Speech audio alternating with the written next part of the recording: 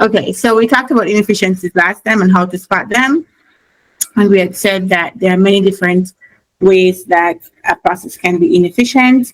And the ways that you can easily spot them would be, for example, if you have too many decision points, those diamonds, the more of those you have in succession, the more delays you have. Because every time you have a decision point, you have to stop, you have to think, you have to decide, do I go this way, do I go that way? And the more of those you have in your process flow, obviously, the more delays it is. Sometimes you can avoid it. Sometimes that's just how it has to be. But you need to really pay attention to those decision points to see, is there any opportunity for removing this decision? Is this really needed? Does this decision need to be made at this point by this person or not, right? For example, in our case study, we have several points where the same decision is being made by different people. Do we need to have multiple people making the same decision? Probably not. So you need to think about what would be a better thing to do. Rework loops. So if you have any loop, which is one arrow goes to another process, and that process goes to another process, and that process goes back to the original, and maybe there's a decision in there to take you out. But if you're having any of those where the arrows loop back on each other, it means it's not being done well the first time. How can we optimize to make sure that we get it right with less rework as possible, right? So that's another place to look for inefficiency.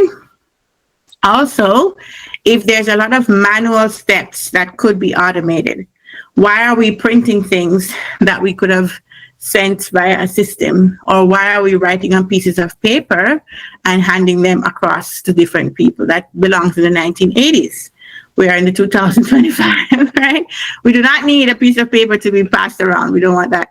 So how can we make it more automated? And when you're thinking about automation, be careful about being too elaborate also, because you don't want to, in order to be efficient, you don't want to always use like the very latest technology, because that comes at a cost. So you can suggest the technology to make it better, but be conscious that the company doesn't have unlimited resource to just buy every tool that there is. Is there any way we can reuse tools we already have to make it more efficient? Or are we able to combine maybe a process flow that doesn't require the tool to change, along with a few tweaks in the tool, right? So it's important to see what's a more doable solution right now, and then what would be a future solution when we have more money to do more things. Because sometimes you come up with the most elaborate suggestion ever, and it gets shut down because we don't have the money to do all that stuff, and the time it takes. Sometimes not even the money. It's the time to train the staff, to upload what we already have, to get the customers used to. It's a big lift. So you have to try to find a middle ground that can be done quicker, and then maybe suggest future state, in the next iteration of this, we should do this other thing. So look at that. In our example, we have a case management system. And the only thing it does right now in the current as is process is it receives the report, and it sends an automated email back to the resident, and that's it, right? The customer service person is the one going in to assign the case, and then there's no other update. Can we reuse some of the features that this case management system has? It should have at least.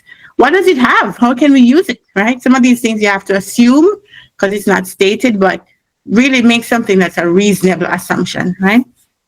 And then excessive handoffs, where you have several roles, like in your swim lanes, where one role hands over to the next one, and then that one hand off to the next one, and then that one hand off to another one before you can complete the process. The more handoffs you have, the more delays, the more inefficiencies, the more rework, the more manual step. It's just not good. So wherever you see too many handoffs, that's another place that you need to pay attention to see if you can optimize and make it better. Bottlenecks also. Are you waiting on one person to get something done? Do you have an approver that if that person doesn't approve, nothing can move forward? That person has become a bottleneck at this point. So how can we remove those people and give the rest of the staff the opportunity to get things done without waiting on one person? And then non-value added steps, just doing stuff to do stuff, right? Do you really need to write on this piece of paper and print it over here and then print over there, and you have a piece of paper, I have a piece of paper, and everybody has a piece of paper? Now, do we need to send emails back and forth and emails going here and emails going there? Probably not. So why are we doing all these extra steps? These steps do not add any value, right? Especially if it's been done by one person already and then somebody else comes and does it. So how can you identify non-value added steps and eliminate them to make it much more streamlined? So those are the things I wanted to recap that you should remember as you think about the project that we're going to be working on tomorrow in our stand-up.